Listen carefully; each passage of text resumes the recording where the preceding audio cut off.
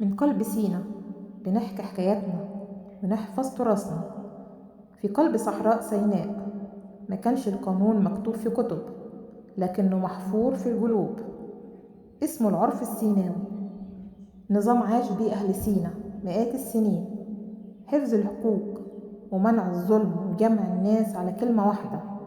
العرف في سينا هو مجموعة من القوانين غير المكتوبة اتورثها الناس جيل بعد جيل، بتنظم الخلافات وتحكم بين الناس بالعدل. العرف مش عقاب وبس، العرف صلح وكرامة وحفاظ على السلم بين القبائل.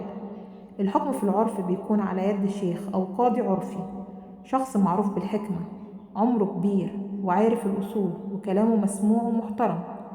لما يحصل خلاف بين الناس تلجأ له قبل ما تلجأ لأي جهة تانية. الجلسة العرفية ليها خطوات ثابتة. أول حاجة الفزعة، وهي تدخل ناس الخير عشان توقف الخلاف. وتاني حاجة الهدنة، تهدئة النفوس لحد ما يجتمعوا. وتالت حاجة الجلسة، كل طرف يحكي والشيخ يسمع والشهود يتكلموا، وفي الآخر بيطلع الحكم والكل بيرضى بيه احتراما للعرف. العرف ليه أحكام مختلفة حسب المشكلة، إذا كانت المشكلة عن الأرض أو خلافات عائلية أو اعتداء أو إهانة.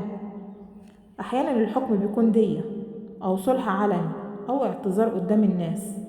الهدف مش العقاب، الهدف إن النفوس تهدى والناس ترجع لبعضها. ورغم إن الزمن اتغير، العرف لسه موجود في سينا ولسه ليه احترامه وقيمته، لأنه بيعلمنا إن العدل مش دايما محتاج ورق، أحيانا محتاج ضمير. العرف السيناوي تراث وحكمة وهوية.